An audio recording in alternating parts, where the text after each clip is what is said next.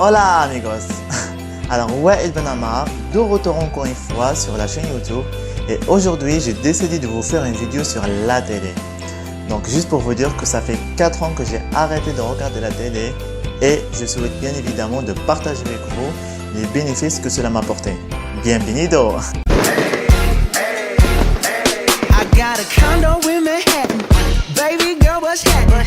You and your ass invited, so gonna get to clapping. Go pop a phone, pop. Don't wait up or down. Don't be smart, right up. Don't wait up or down. Don't be smart, right up. All that thing. Don't wait up or down. Do that, do down. Don't be smart, right up. Quand j'avais 14 ans, 15 ans, 16 ans, j'ai adoré de regarder la télé avec ma famille. Bon, j'ai regardé à peu près toutes les conneries que vous pouvez imaginer, que ce soit sur les chaînes françaises ou les chaînes marocaines. Voilà, telles que Akhtar Moujrimin, Mokhtafoun, 45 دقيقة, Enquête exclusive, Tellement vrai, etc., etc. Bon, après par rapport à des statistiques, c'est que en moyenne, les Américains, les Français regardent plus de 3h30 de télé par jour, per day. Imaginez que vous avez 24 diamants et tous les jours vous dites « Ah, pour 4 diamants, j'avais pas besoin. À jeter. » Ah ben c'est exactement pareil. Au Maroc, malheureusement, il n'y a pas de statistiques solides, mais ça doit être à peu près pareil, de 3 à 4 heures par jour. Peut-être le week-end c'est encore pire, mais bon, voilà, en général c'est comme ça. Bon, certes, ça donne un plaisir à court terme, le fait de regarder des films, des séries, oui, mais jamais à long terme. C'est ça ce qui est pire. Bon, j'ai remarqué quand même qu'on regarde les enfants, c'est juste parce qu'on a peur au jugement des autres. On a peur de ne pas savoir. Par contre, de l'autre côté, qu'est-ce qu'on va savoir en regardant des infos par exemple? Bon, je suis désolé encore une fois pour le terme, c'est que des conneries. Ils disent que voilà, il y a des attentats par là, de la canicule de l'autre côté, un abruti qui a tué quelqu'un. On n'a que des pessimistes. Donc, est-ce qu'ils vous montrent comme nouvelle, par exemple, une telle stratégie qui vous a permis de réussir dans votre vie? Voilà, une autre chose, voilà, une autre technique qui vous a permis d'augmenter vos revenus? Non, ils ne vous montrent pas ça. Voilà, une telle idée qui vous a permis vraiment de créer votre propre projet? Non, il n'y a que des pessimistes, que des choses négatives qui vont pourrir votre état d'esprit et votre journée tout simplement. Et le fait de regarder ça tous les jours, ça crée d'une manière inconsciemment un état d'esprit négatif. On essaie toujours de dire, on commence plutôt toujours à dire que voilà, ah, je peux pas faire ça parce que j'ai peur. Ah, je peux pas aller dans un autre pays parce que je sais pas qu'est-ce qui va m'arriver. On a toujours en fait cet état d'esprit qui est négatif. Moi personnellement, je ne regarde plus du tout des infos ou de la télé d'une manière générale. Je m'intéresse uniquement à des choses qui m'intéressent moi-même. Bon, ça m'a apporté énormément des avantages d'arrêter de regarder la télé. Et peut-être ça a été parmi les meilleures choses que je faisais dans ma vie. Bon, quand je dis 4 ans, cela veut dire pas pendant 4 ans, je n'ai absolument pas du tout regardé la télé. Ça m'arrive de temps en temps d'être invité chez des potes, et des amis, voilà. Et du coup, voilà, on regarde un truc vite fait. Mais je n'ai jamais, never, ever, d'aller allumer moi-même la télé volontairement pour regarder un truc. D'ailleurs, ça fait 4 ans que j'habite indépendamment de mes parents, de ma famille en général, et je n'ai jamais pensé un jour d'aller acheter une télé. Never. Ça m'a permis de gagner énormément de temps pour pouvoir le sacrifier dans mes projets, voilà, que ce soit mes projets personnels ou professionnels. Par exemple, voilà, je préfère 1000 fois d'aller faire le sport le soir au lieu d'aller regarder la télé. Je préfère 1000 fois parler avec ma famille au téléphone au lieu de regarder la télé. Voilà, je préfère encore 1000 fois d'aller rencontrer mes amis, mes potes ou faire des nouvelles connaissances,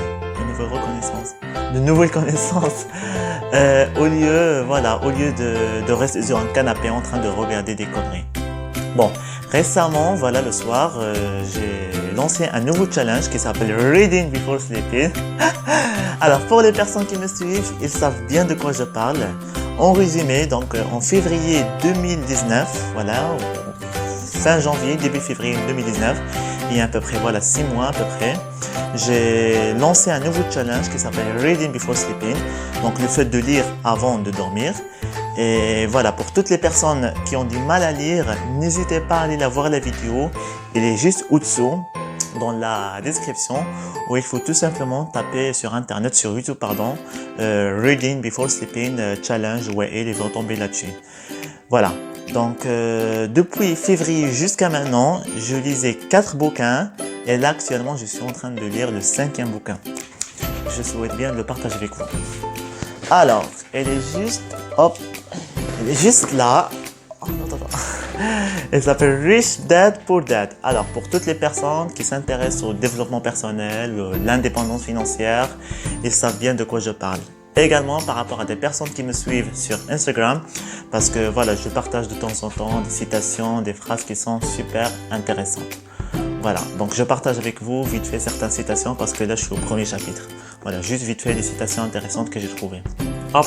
Don't wait up or down. Don't be stuck right up.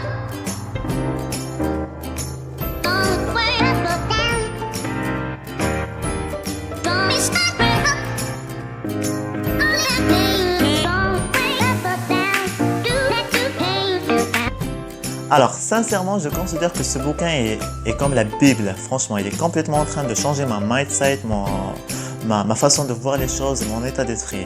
Dans le monde de salariat, dans le monde de l'entrepreneuriat, dans le monde du travail, au niveau de l'argent, au niveau de l'indépendance financière, etc. Donc, je pense que je ferai une vidéo là-dessus plus tard, quand je termine ce bouquin-là. Donc, voilà, dites-moi ce que vous en pensez aux commentaires, si je fais la vidéo ou pas. Enfin, ça dépend. Du coup, bon... je te remercie, Robert Kiyosaki, merci beaucoup. Zayn.